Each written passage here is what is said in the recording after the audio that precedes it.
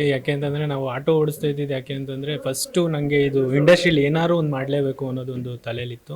ಅದಕ್ಕೋಸ್ಕರ ನನಗೆ ಈಗ ಯಾವುದನ್ನು ಕೆಲ್ಸಕ್ಕೆ ಸೇರಿಕೊಂಡ್ರೆ ಮುಂಚೆ ಆ್ಯಕ್ಚುಲಿ ಒಂದು ಕೆಲ್ಸಕ್ಕೆ ಸೇರಿಕೊಂಡಿದ್ದೆ ಆ್ಯಕ್ಚುಲಿ.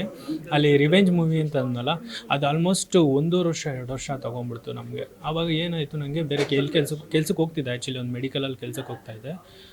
ಅವರು ಏನು ಮಾಡಿದ್ರು, ಈ ಥರ ಜಾಸ್ತಿ ಇದಾಯಿತು ಅಂತ ಅಂದ್ಬಿಟ್ಟು ತೆಗೆದುಬಿಟ್ರು, ಡೈರೆಕ್ಟ್ ಟರ್ಮಿನೇಟ್ ಮಾಡಿಬಿಟ್ರು. ಅದಾದಮೇಲಿಂದ ಏನು ಮಾಡೋದು ಯೋಚನೆ ಮಾಡ್ಬೇಕಾದ್ರೆ ಸ್ವಲ್ಪ ದಿನ ಸ್ವಿಗ್ಗಿ ಝೊಮ್ಯಾಟೊ ಆ ಥರದ್ದು ಮಾಡ್ತಿದ್ದೆ.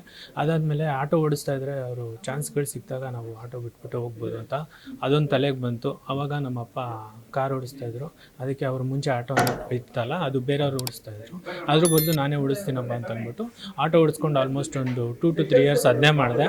ಬಟ್ ಆ ಟೈಮಲ್ಲಿ ನನಗೆ ಚಾನ್ಸ್ ಸಿಗಲಿಲ್ಲ.